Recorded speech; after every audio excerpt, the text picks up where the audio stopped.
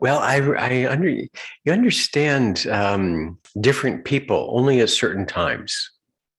And maybe, individuals who had a relationship with their parents and have children understand their parents differently at that time, but only at that time. And you can understand some of your seniors only when you're in situations that might be similar. And I recall a lot of them. Sister Mohini, Dadi Janki very much would have said, and a variety of others, well, what would Baba have done at this time? Okay. And so what would Chandraben have thought about in this situation? What does Sister Mohini think? What is Brahma Baba? And that's a great concept to remember, that we just have to follow. It's been made very clear that these are some of the steps. Follow Srimat was the fundamental one today. But that sense that I don't know a lot of answers. I don't know a lot of things. There's a saying, I'm living way beyond my capacity. And I find it very, very strange to think that some people would consider me a senior. Okay. It's like, well, that's not me. And then I recall, well, I've got a little more experience than some. And, it's all relative. Chandraben had 60 years, right? Something like that. And so that in my mindset, that there was always someone who I could turn to, who, and still can, has experience and guidance and a better perspective on things. And to feel that that role and that responsibility is transitioning. And I'm going to believe that that's the energy that moves through these rooms. That not everybody's always going to be there. Situations aren't always going to be the same. And a big phrase that has been circulating is it's time for people to step up.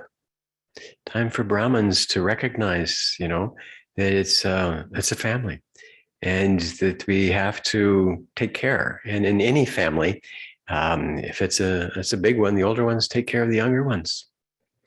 And when the younger ones come, that's no matter who you are and what it is, you know more. You've had more experience. And so there's this sense of looking up to you, all of us, and how that mantle is taken and how we understand that and how we can accept that and recognize that. I don't think any of the Dadis ever saw themselves in the situations that they ended up in. And they would have just always had that. And I understand more, I believe, that the more that they were asked to do, the more they remembered Baba, both Shiv Baba and Brahma Baba, and basically help me. Okay, this is new. This is something I'm not sure what to do. And so that, let me pause, let me go into silence, let me think, let me remember, let me invoke, let me have that guidance, touching, whatever it might be, very important. And so the more we spend time with the family, the more we kind of recollect and invoke and request and look for guidance in past experiences and past examples, so that might help us in the present. Because we are always going to be facing something new, another challenge, another step, another opportunity to grow. And I find that the more, bless you, the more that we can stay connected, and a big part of it is the humility that was mentioned also, I think, today. That being humble on what's happening makes it clear for us to understand and accept and be guided. And when it's like, oh, now it's my turn, or I'm the that's going to be a problem.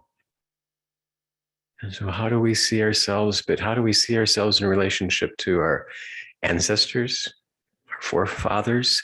And how do we see ourselves in relationship to those that are looking for us to be the living examples of how to apply this knowledge?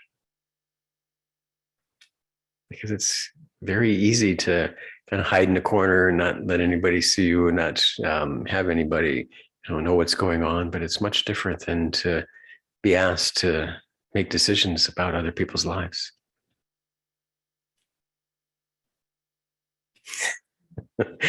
And there are a lot of people who are living their lives that need guidance.